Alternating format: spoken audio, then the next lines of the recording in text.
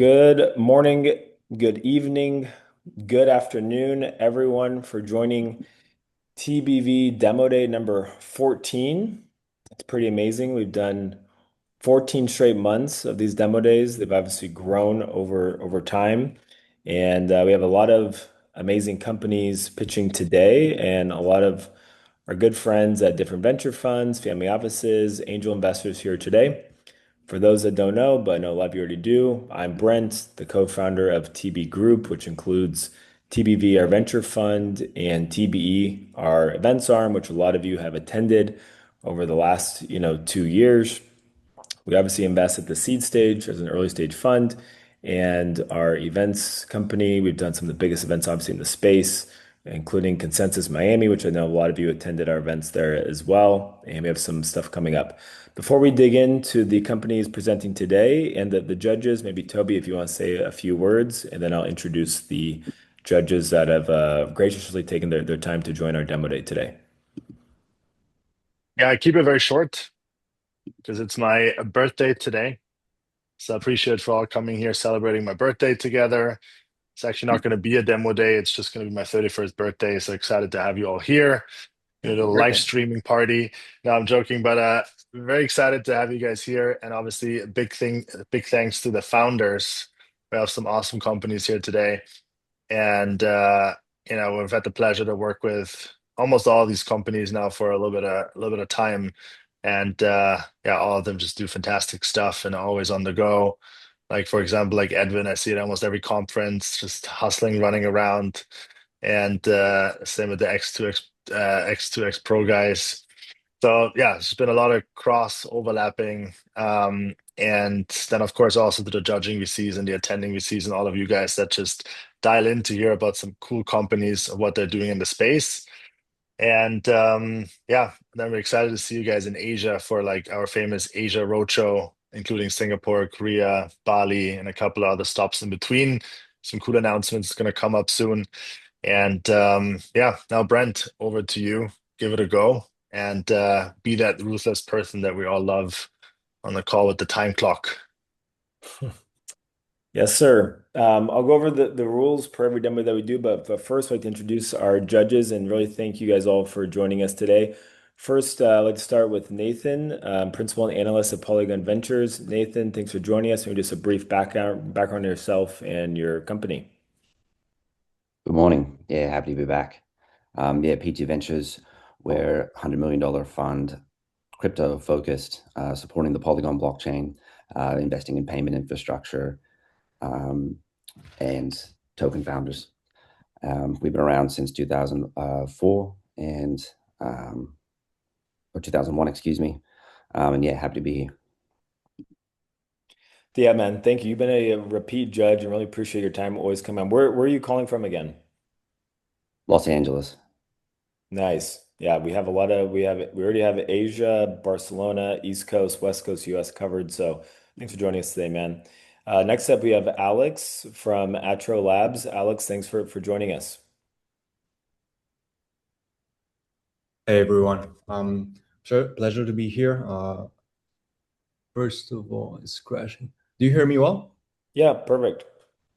All right, so I'm founder and investor in Atro Labs. It's a private investment community of consisting of private investors, angels, founders, as well as VCs. We've been there around since 2014, so 2 years. So far made 16 deals, 16 investments, two were negative. So I think that shows we've been very reluctant on, being very, very active, kind of slow with new deals. Happy to be here. Last year, we mostly did the liquid deals. And this year we are expanding towards early stage pre-seed and seed and investments. So yeah, happy to listen to all the pitches and be a part of this. Thank you. Yeah, man, thanks for joining. Next up, we have Daryl, general partner at Trive Digital. Daryl, thanks for joining us. Hey guys, my apology. I'm overseas right now, so my camera is a bit wonky. So if you don't mind, just use my voice today. So yep, I'm the general partner at Thrive Digital. We've been mainly doing pre-seed and seed deals for the past 3 to 4 years. Originally, we started out as a non-crypto venture company in 2014 itself. And then over the years, we've kind of expanded our portfolio to this blockchain and AI. And mainly we target companies that are extremely early stage, usually around sub 10, sub 20 in terms of valuation itself. And we invest anywhere between 10 to 20, I would say 100 to 250,000 in terms of ticket size. And in terms of, I would say, industry or thesis focus, we're quite flexible about that. So if you're just early starting out, it would be a good fit for you guys. Yep. Thank you so much again. Yeah, thanks for joining us, Daryl, especially while you're traveling. Toby and I know that life as well. So as long as you have a strong internet connection, you can still make the call. So appreciate you, man. Next up, we have Eric from General Partner from Versus Capital. Eric, good to see you, man, and thanks for joining. Yeah, thanks for having me. Yeah, so I run Versus, which invests pre-seed and seed in what I call the future of entertainment and monetization. So that's kind of the intersection of gaming, sports tech, fintech. Fund one for me, I'm investing on a fund one currently, and we'll be raising fund two here shortly. Awesome, man. Thanks for joining. Where are you calling from? I'm in Philadelphia. Cool. Nice, man. Next up, we have Abhishek from Sentient. Abhishek, thanks for joining. Thanks for having me, folks. I'm Abhishek. I take care of all strategy and growth for Sentient Foundation.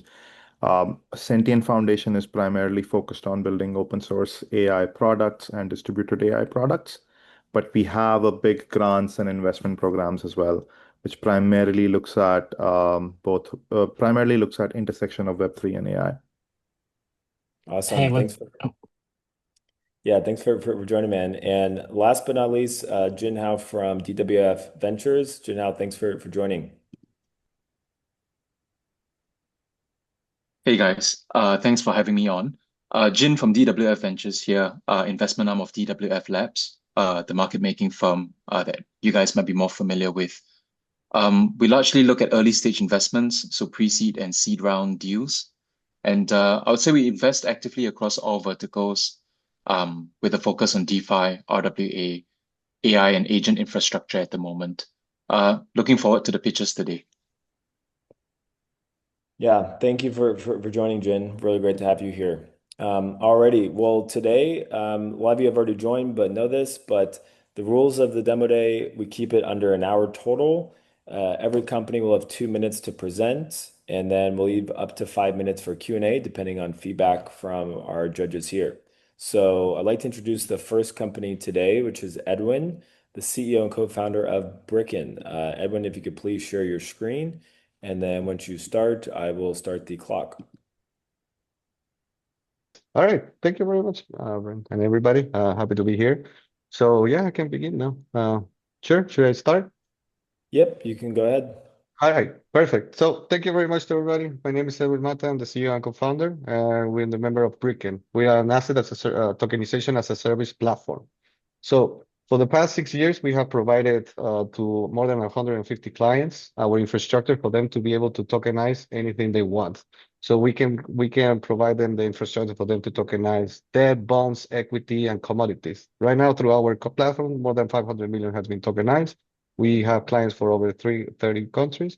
And the reason being is that we understood what the problem was since inception. So it's not about the fragmentation or the liquid or democratization. It's more about the operating system, right? So the problem is that to tokenize an asset, it's not about the issuance, but it's also about how you distribute and how you board the liquidity issue. And that's the thing that we have been solving over here. A simple platform that anybody can jump in a dashboard for them to issue, offer, and manage their investors and the outcome, even the treasuries. So in an end-to-end journey, we have been able to establish the format for any tokenized asset to be able to thrive. And that's why we are right now the fastest growing company in the tokenization space and becoming a placeholder for the RWA vertical. Our business model is also one of the things because we broke the barriers. There's no random fees, entry fees. It's all a SaaS system because all of our clients come from a Web2 experience. We have no crypto companies and we offer them a service that they understand. We have different formats, from a web app to white label development, even for companies to be able to resell tokenization services or APIs infrastructure, so we can tag along to any application out there. Through this method, we can really provide a service not just to highest tier 1 clients, but also to mid and low tier, while our service adapts to any platform or any enterprise company out there. Our roadmap is now running from a technology stack, trying to becoming actually a regulated stack. We're about to become a custodian under MiCA and a broker. And basically that was the end of it. But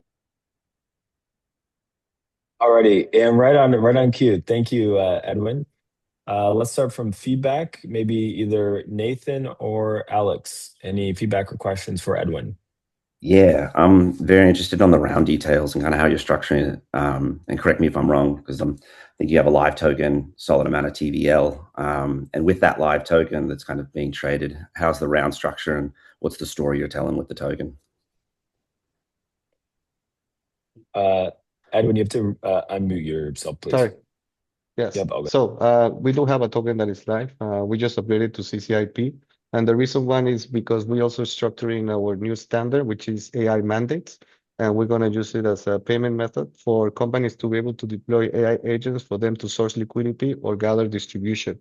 So we were doing the first BKM version, let's say, on a B2B payment method. And now with this kind of like innovation system that we're building on top, not just on the bolts, but also on the AI infrastructure, the VKN is going to be the payment method for them to talk between AI. So we do have something that we are showcasing. Actually, we launching this week, which we call agentic capital markets, which we think is going to be the future of tokenization.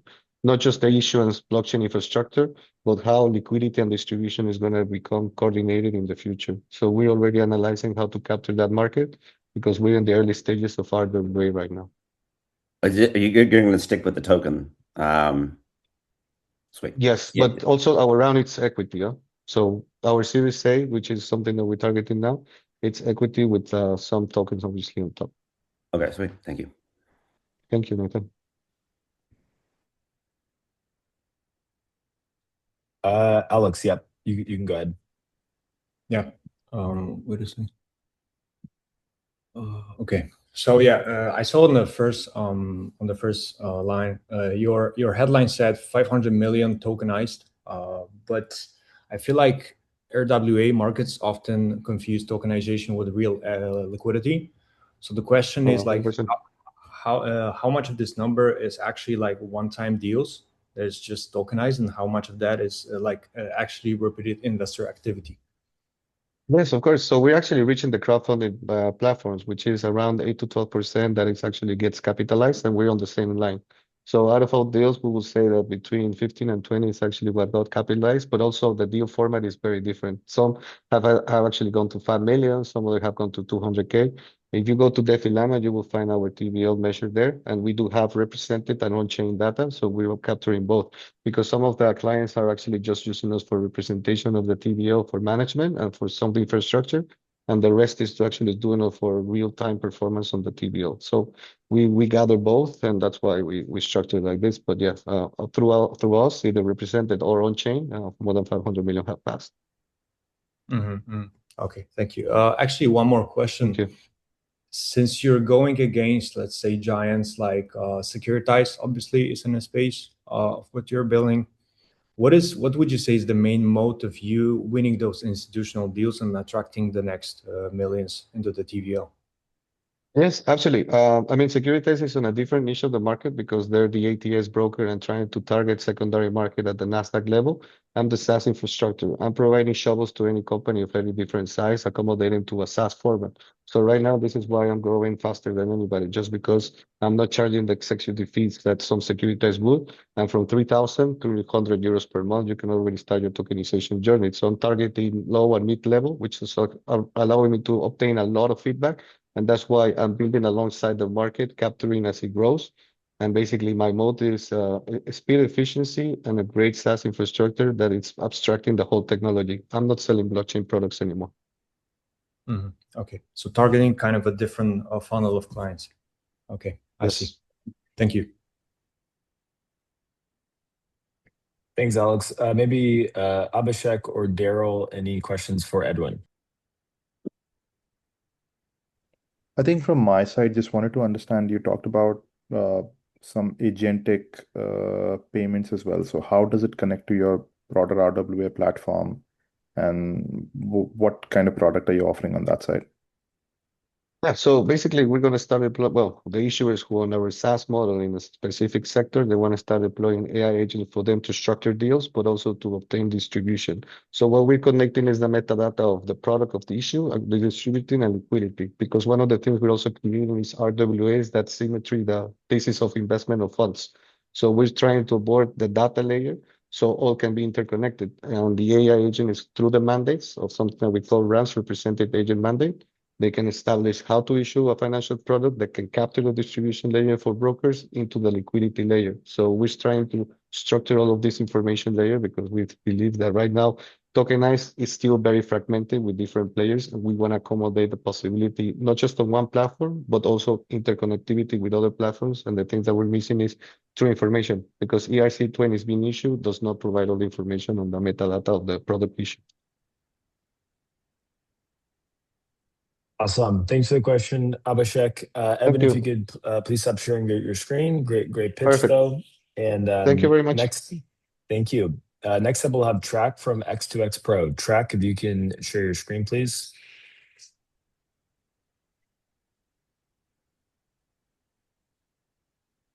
Are you able to see? Yep, perfect. Okay. Yep, whenever you're ready to start.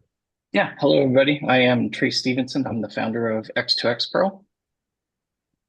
Payments is broken. Companies still wait on ACH, chase paper checks, and deal with bank holds while paying huge finance fees just to keep cash flowing, especially in construction. With over 30 years as a contractor and custom home builder, building over 5,000 homes, I've lived this pain firsthand. X2X Pro is a hybrid global payments platform powered by Ripple's XRP ledger. We deliver 4-second settlements in USD or crypto, all through a simple Venmo-like interface.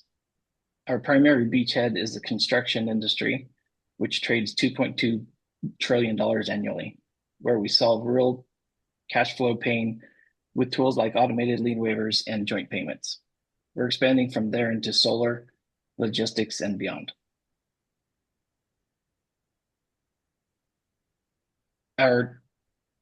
We have a $100 million plus pipeline, a strong team with high value relationships, and are launching the platform Q3 of this year.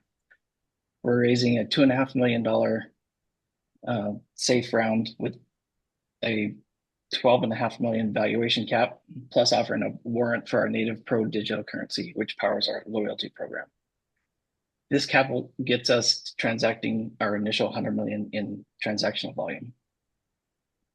X2X Pro turns slow, painful payments into fast, secure cash flow and a real competitive advantage for massive industries.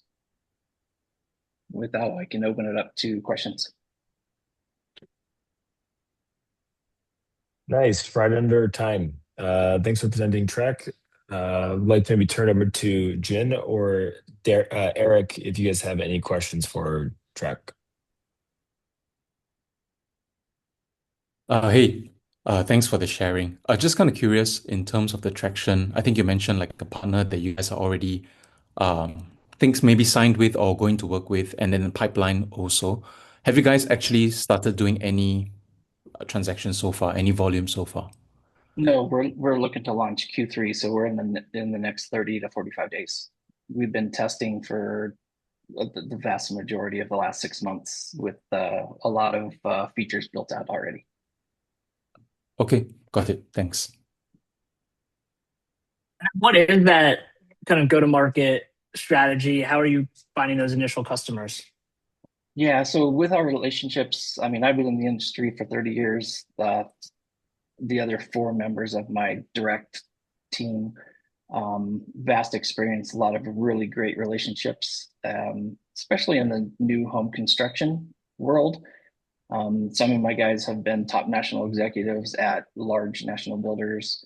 Another one's ran a software company servicing over 100 of the top national builders in the country. So it's warm introductions to decision makers, and it's obviously starting at the top and having them share it with their trade base. So like a Lennar or a DR Horton, any one of these top national builders. And our platform is built to offer them very significant value. But as they push it down to our user base, that would help us grow rapidly in strategic markets and then nationwide.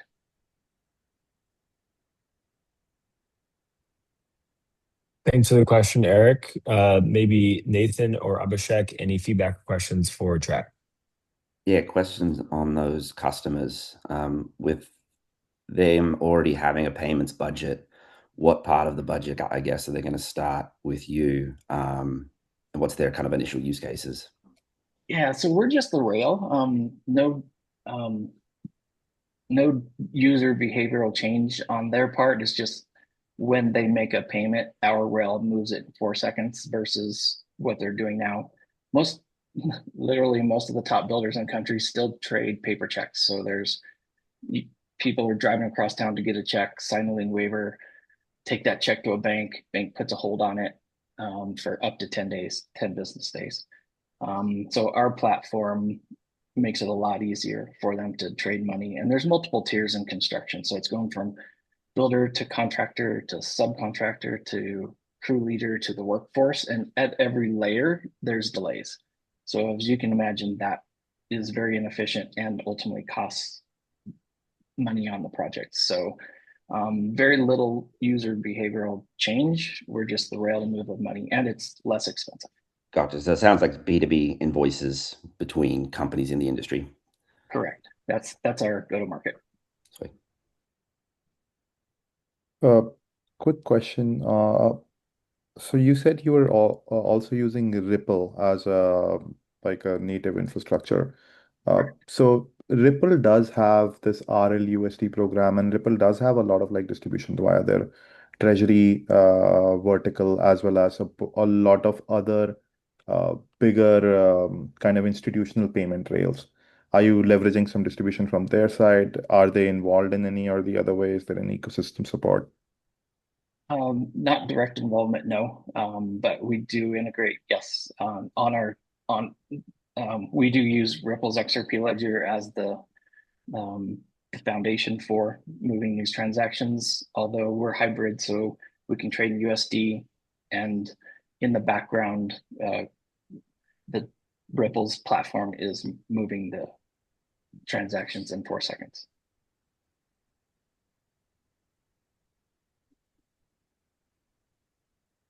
Thanks for the question, Abhishek. Jin or Daryl, if you have any last minute questions, otherwise we'll go to the next company. Just kind of curious, what's the team background on this? Does anyone, experience in payments, infra, finance itself? I'm sorry, it was, could you repeat that? Can I know a little bit more about the team's background? The team's background? Yeah. Yes. Yes, sorry. Yeah, so I've built over 5,000 houses for top national builders. And so I've been a contractor and a custom home builder. So I've seen it at all of the layers from top down to bottom. I've been the hammer swinger also. Mill Yonkers was a top national purchasing executive with Pulte Homes, which is the third largest national builder in the country. He's my right-hand man. Tim Costello owned Builders Home Sites Inc., based out of Austin. He exited that company, and he's one of my top guys as well. And his software company marketed the final product for 100 plus of the nation's top builders.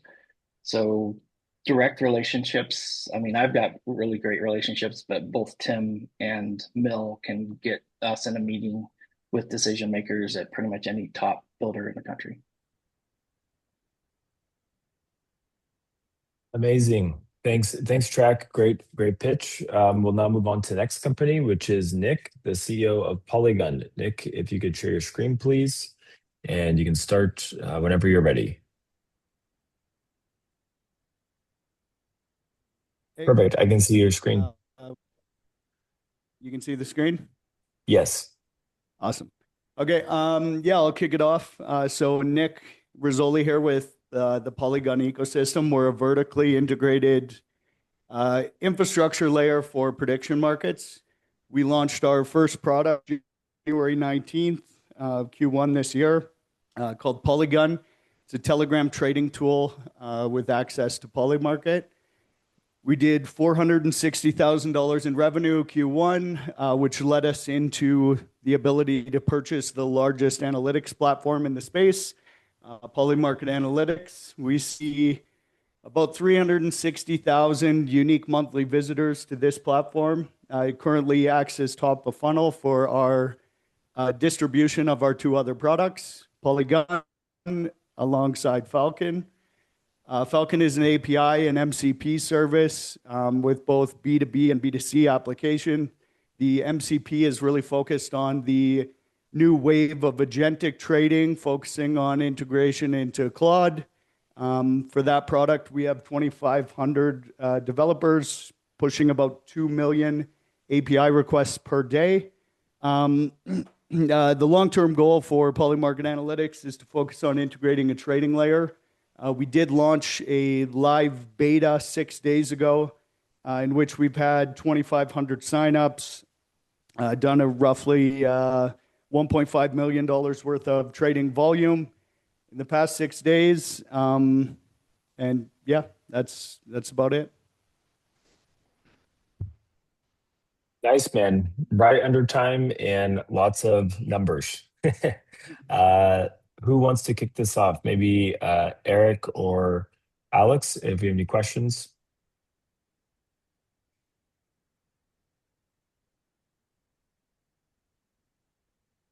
Okay, I can kick it off. So first one, like obviously prediction markets are becoming more mainstream, but also more legal sensitive. Like for example, this latest viral situation where in Paris, guy went and changed the temperature of Paris, where everything got manipulated and he won the money. So obviously it strikes a lot of legal concerns, especially around the US market, like insider trading information. So what compliance and like kind of security tools do you build around your product to kind of make sure that the user is protected? Yeah, so we do follow Polymarket's lead in this regard. They're a core partner of ours. Our head of legal was the startup lawyer for eToro. So he's very good at regulating or navigating the regulatory landscape in regards to compliance, regulation. As for now, all the products do use geolocation service. So we follow Polymarket's lead in the sense of offering access to countries that are licensed and accepting the product.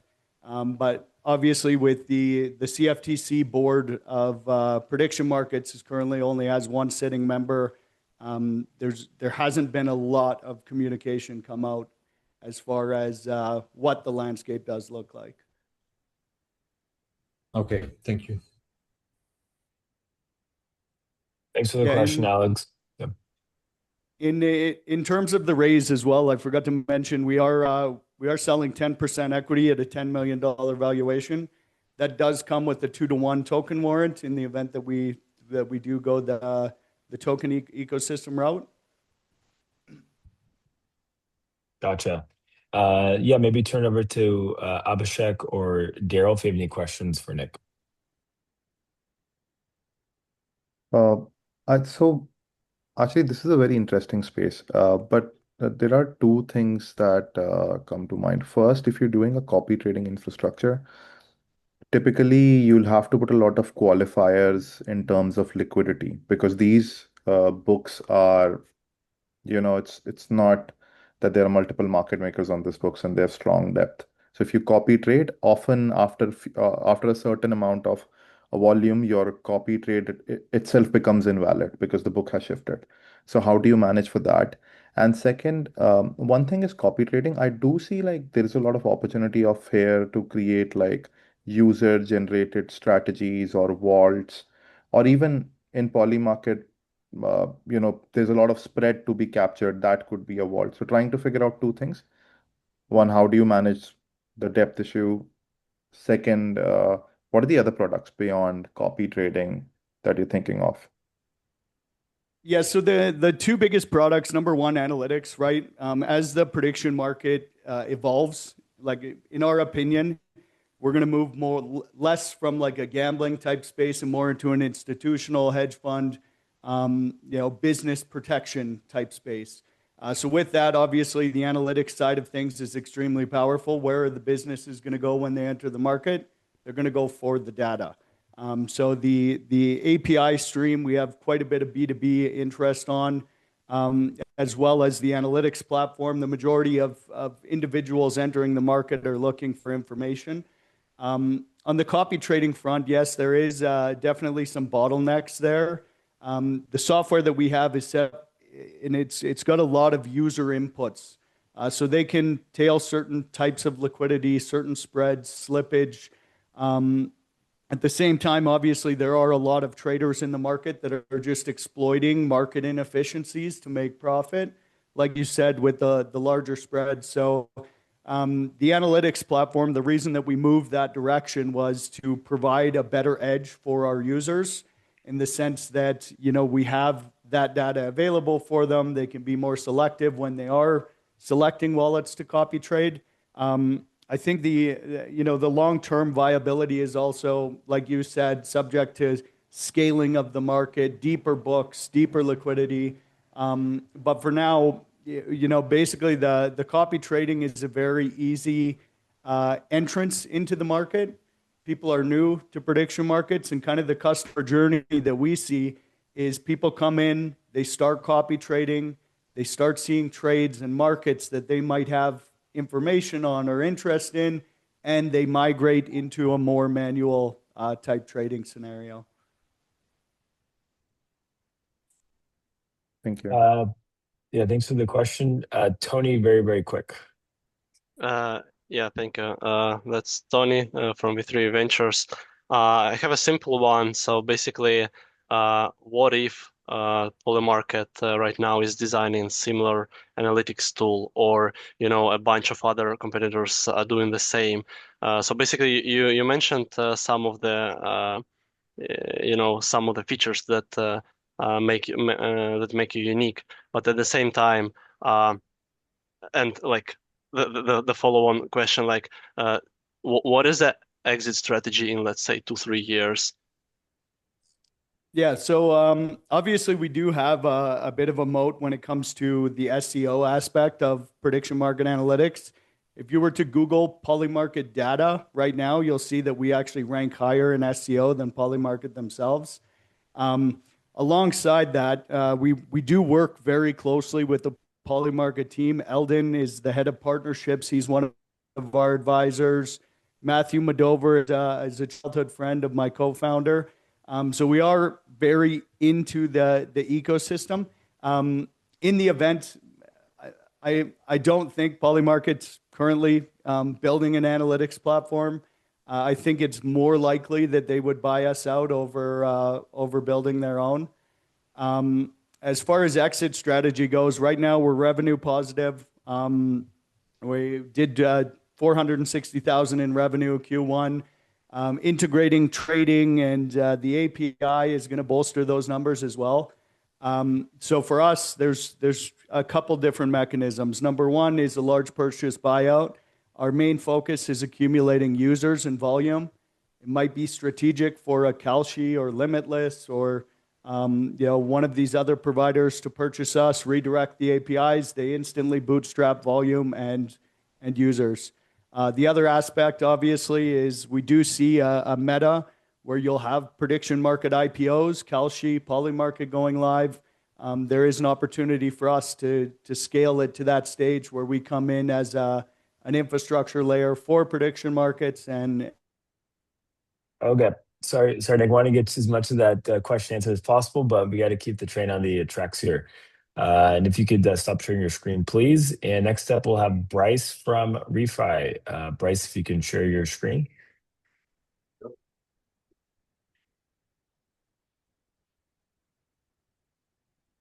You guys should be able to see that.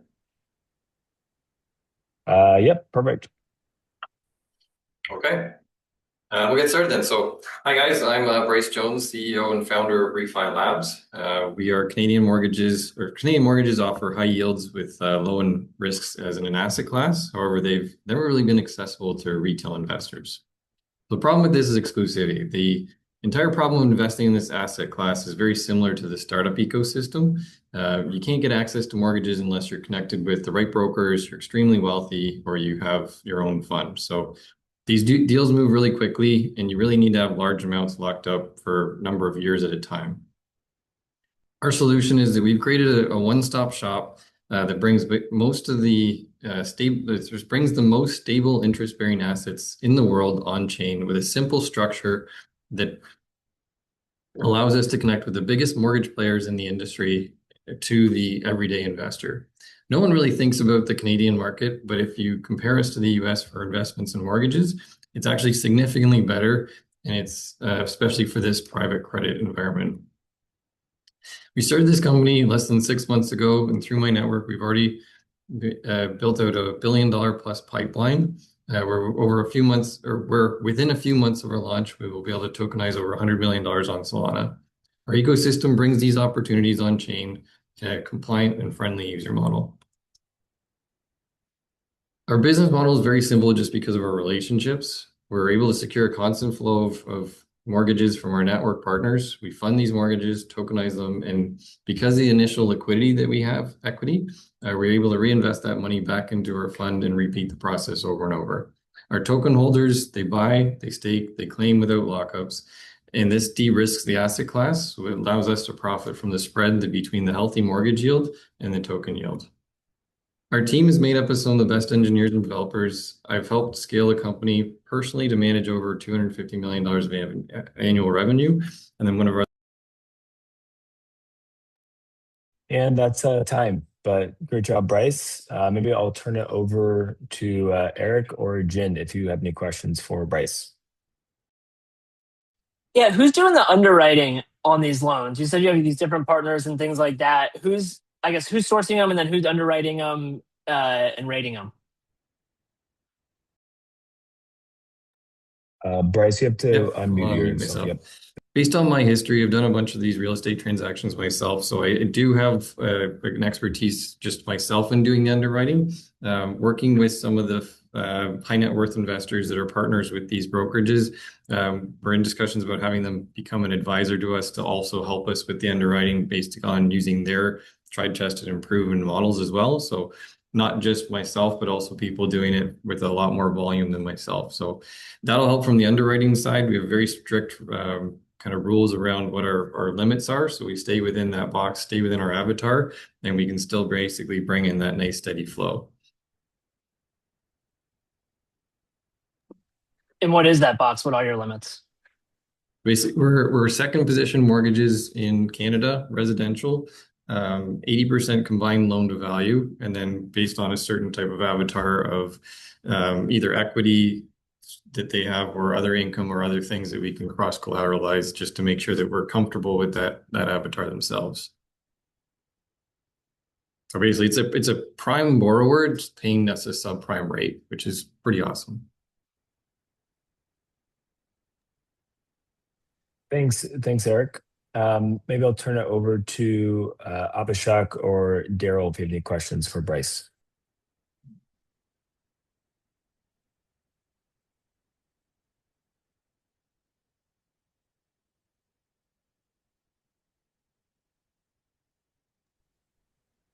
Okay, no worries there. And if there's any other questions for Bryce or feedback, otherwise we'll move on to the next company. Yeah, Alex. Yeah, I have one. More of an operational question. So what happens like operationally if redemptions spike, let's say hits a certain level and the underlying like mortgage book becomes illiquid because of that? How do you kind of like give that security that does not happen? Yep. So there's kind of two levels of defense that we have on two separate sides. So on the tokenization to mortgage book, we basically always maintain 110 over collateralization rate. So there's always that protection layer there. We hedge the currency as well, just to make sure we're protected on that side. From an investor side of the token, we basically have a 9-tier system of going through from liquidity in the actual liquidity pool itself, to then our reserves, to then our partners, to then market makers, and then going straight down all the way into our credit facilities as well, basically. So we can basically reverse the process of taking the tokens and turning them back into debt on our side through a TradFi loan against the mortgage book itself. So we actually can. We've gone through this almost 3 months now to beat this thing to death just to make sure it's fine. We've done through a whole bunch of AI modeling to basically make sure that we can actually sustain almost 100% exodus and still be fine with our system. Okay, and who legally owns the mortgage claim?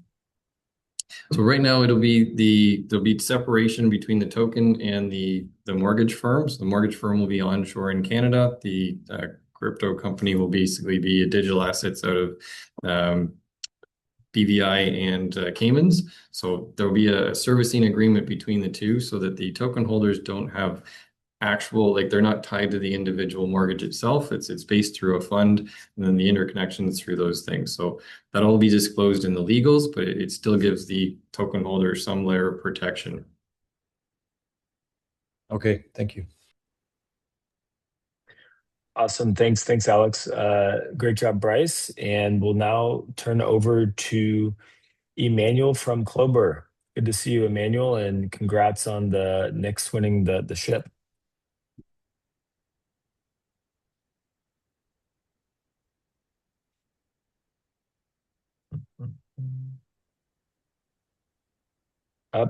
Emmanuel, if you are not ready, then we'll turn it over to Arafat from Doji. Arafat, if you'd like to share your screen, please. Sure. I'll go ahead. Just let me know if you can see my screen. Yep, I can. Perfect. I'll just get started. Hey guys, I'm Ash. I'm the CEO and co-founder of Doji Funded, and we're bringing the on-chain evolution of funded trading. So what is funded trading? Funded tradings are basically platforms which give access to capital to retail traders. Retail traders come, pay an evaluation fee, and can get access to up to 100K or 200K in capital. Over the last decade, we've seen this industry blown up, especially in the TradFi space. So, but here's the problem. Legacy prop firms fail. 93% of funded traders have never received a payout, citing platform issues, payout rejections, KYC, or account closures. This industry demands on-chain trust. So every major market over the last decade has moved to programmatic infrastructure. Funded trading is next. With Doji Funded, we plan on making every trade transferable and verifiable on the on-chain. All the funded trading rules will be on-chain so that no trader is denied payout.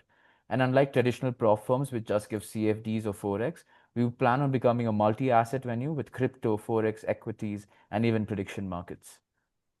So here's how the market landscape looks like. Over the last decade, the industry has grown by a 12x.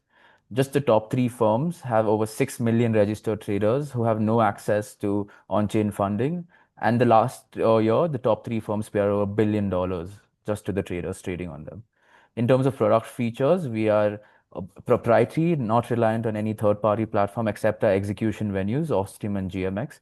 We have the infra to fund traders and AI agents, and we also have an AI co-pilot. This is what the product traction looks like. Over the last couple of weeks, we've been live with an invite-only private alpha. We're partnered with Ostium and GMX and are supported by the Arbitrum Foundation. These were the tweets that they've given us. Over the last 2 weeks, we saw 10K traders on our waitlist. We've routed 500K plus on-chain capital to GMX Ostium with 10K in protocol revenue and 200 plus accounts sold. So in terms of business model, we rely on... And time. The pesky timer. Alrighty. Thanks, Ash. Great pitch. I'll turn it over to Jin or Nathan if you have any questions for Ash. Hey, thanks for the sharing. Just kind of curious in terms of the liquidity that you guys use to fund the traders, where do you guys source that from? Is it decentralized or do you guys have some partners for it? And then also I saw in the traction you mentioned like 500,000 routed to 2 venues. Is that volume or is that like in terms of like It's volume. deposits? It's volume, it's volume. So in terms of liquidity, the industry standard is because the risk limits are such, 95% or just 8 traders out of 100 move on to the funded stage. So out of 200 traders, we just have in the private alpha, 2 traders move on to the funded stage. So that's how the liquidity works. So that's how the revenue comes in. In terms of liquidity providers, we've raised and we're supported by Arbitrum Foundation. And how the funded account works is we have certain risk limits, because what prop firms do is they basically do like demo trading or just paper trading. We don't do that. We do on-chain volume. So once a trader moves to a funded account, so that we're not risking capital of ours, we have a confidence interval built by a quant risk team, which actually then routes our on-chain capital to these execution venues so that we're safe until then. Okay, thanks. Thanks, Jim. Maybe Abhishek or Nathan, any questions for Ash? I think primarily it would be how do you look at sourcing this liquidity? I believe on the trading side, you will have ample amount of supply where trader want this kind of capital. Do you already have a pipeline in place for this liquidity? Do you have money that is coming in and waiting to get these traders through your funnel so that they can be funded? How do you source and So I'm just going to what's the give you a pipeline run looks like? through. Yeah, I'm just going to give you a run through on how the platform actually works. Suppose we get 100 traders who pay an evaluation fee and sign up. They don't get real capital to trade with. They'll be trading on a simulated capital. So we have certain risk limits put in place and certain profit targets to be met. Traditionally, that's how a prop firm industry works. So out of 100 traders, the industry standard is 5 traders move on to the funded stage. And once they move on to the funded stage, we have internal capital which we'll be routing onto the execution venues, basically as a hedge. And that hedge is also controlled by certain confidence intervals and certain risk models that we've built it in-house and actually tested it. So in terms of that, so out of 100 traders giving us evaluation capital, we're backed by, in terms of grants and everything, supported by Arbitrum Foundation and a little bit from GMX and Ostium. So that till now has been sustainable. But yes, there will be times where there'll be more like bigger payouts coming in through from the traders, which we have to pay in. That's when we start hedging. That's when we see that we are perfectly liquid in terms of the payouts and we don't go overboard in terms of payouts. So a hedge model and a quant model should be really strong in order to stay afloat and liquid, which we've worked it out. Okay, maybe I'm understanding this wrong, but won't you source liquidity from outside venues beyond GM, like, these foundation grants to grow the platform that will then fund these traders, like LPs or? So that's the point. Like we're raising right now. I'm just going to be honest with the last couple of weeks, a lot of prop firms have popped up on other venues like Hyperliquid also. They've raised a good chunk of money, which is supporting their funding. So we also on the same path. And in terms of LPs, like we said, unless our risk moves over a threshold, we won't be needing external capital to come in. So till then, if we're Got it. fundraising, if we're liquid enough, we'll be very self-sustainable. Because the industry standards it's pretty tough industry to crack it, and we're selling aspirations. So usually retail traders and even AI agents now, people want to test them out and they don't have access to capital. So that's where they come to Doji funded and they get access to this capital. Got it. Thanks for the question, Abhishek, and great pitch, Ash. And we'll now turn over to our last company presenting today, Emmanuel from Clover. Emmanuel, if you can share your screen, please. Okay, I think Emmanuel's having some technical difficulties, but that wraps up TBV Demo Day 14. I really want to thank our judges for taking time out of their day to join us from all over the world. Check. Nathan, he is here. Okay, Emmanuel, are you alive? Yeah. Hi, everyone. Okay. How's everyone doing? You always, good man. You always bring the energy. Okay, please share your Awesome. screen and we'll get you Yes. started on the clock. Okay. Awesome. Thanks for having this together, everyone, and really appreciate TBV for really powering a lot of these things together. So truly appreciate it. I'm Emmanuel. I'm the co-founder of Clover. What we work on is bringing active liquidity to the forefront of DeFi and everything we do in on-chain markets. I'm sharing my screen right this moment. Okay. Do you guys have a good view of my screen? Yeah, perfect. Awesome. So yeah, like I was saying, we're building the unified execution layer for active liquidity. And what we describe here is the primitive that allows us to engage markets with real-time liquidity, with real-time feedback, that allows them to exhibit, the best execution that it can have, essentially the best provision of liquidity, and also being able to be more dynamic around the different markets that they engage. Today, institutions are coming on chain. When they close your eyes, they shoot a dot, they're going to land on an EVM chain, and you're going to come on with your billions worth of liquidity. Truth is, they're not going to find stuff that they love. They're going to find X times Y is equal to K. They're going to find passive liquidity venues such as your Uniswaps and all of that. We aim to change that. We aim to give them exactly what they need to play ball the way they love to play ball. That is with real life market data. That's with the best, infrastructure that they have to execute trades the way they know and love. So we're talking about forex markets. We're talking about bonds coming on chain. We're talking about more, tokenized assets coming online.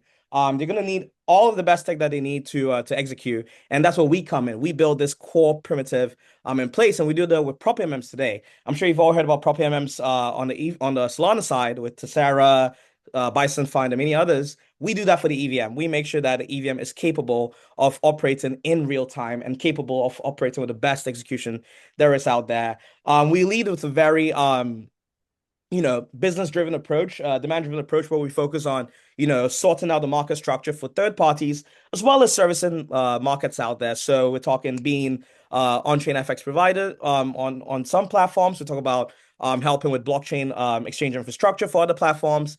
Token issuers, new TGEs, instead of paying millions to exchanges to not really get much, we would sort that out for you guys. RWAs, prop MM, trader firms that want to run their own prop MMs, we help them with that. Awesome. Right on time. Thanks, Manuel. And we'll take questions quickly, maybe starting with Nathan or Alex. Any questions for Manuel? Yeah, I was just looking on DeFi Llama, and there's spikes in trading volume. Where are those coming from? Oh, Emmanuel, you have to unmute yourself. Yep. Yeah, thanks for that. Sorry about that, guys. Yeah, so we get the majority of our flow from third-party providers like 0x, Kyberswap, Odos, OpenOcean, the big names you know and love that aggregate a lot of flow from third-party venues. That's where we get the most of our flow from. We also bring in liquidity from a lot of good partners out there. Some market makers, some good, retail folks, some great whales, and we leverage that to serve as the flow that comes our way. So on base alone, we see on ETH/USDC markets about $1 billion a day in ETH/USDC flow. We service a tiny portion of that, and that's completely, the ceiling to that is determined by how much inventory we have. So the more inventory, the more flow we can handle. We do on average on the really good days, 5 to 10 million a day in volume, and its number go up depending on how much inventory you have. If you look at some of the stuff on ETH mainnet with FermiSwap, with Bpop and many others, you can tell like it's all about how much inventory they have. Fermi does about 20 million a day with 2 million inventory, and that's the beauty of of active liquidity. You have peak capital efficiency, and that's what we're specializing on over here. It's an exciting time. There's no reason to be doing X times Y is equal to K. But to answer your question, that's where the most of our flow comes from. Definitely not from our front end, I'll tell you that.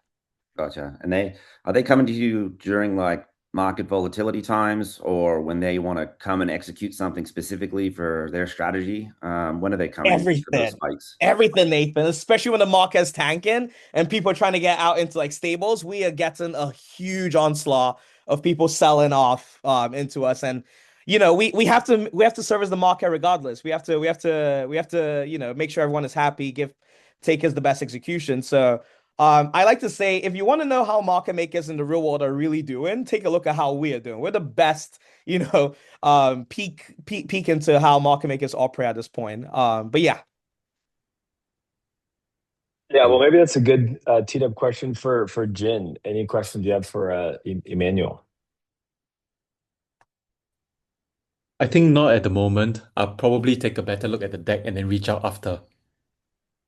Awesome. And Abhishek or Daryl, any questions for Emmanuel? But love the energy, man. You're definitely bringing it. I don't know if it's the New York winning the championship energy or what, but you definitely have it today. Nixon 5. Our prop MM's on a club, okay? Our entire project is on chain. My mayor is still Muslim, my bagel's still Jewish. Nixon 5. That is epic. But yeah, any other questions from the judging panel or the audience? Otherwise, we will wrap up TBV Demo Day 14 here. Maybe just quickly from my side, we have 40 seconds left. What can you just maybe give a bit background on the team, because I think that was a bit short. Love to see like who is involved and who is taking care of what. Yeah. So my background largely starts from the traditional finance side. I used to be at JP Morgan for about 3.5 years, mostly focused on commercial banking. My co-founder, CEO, he used to be at Hash VC, working mostly on a lot of the DeFi protocols and primitives out there. And my CTO, Tay, he used to work as a AI researcher at Naver.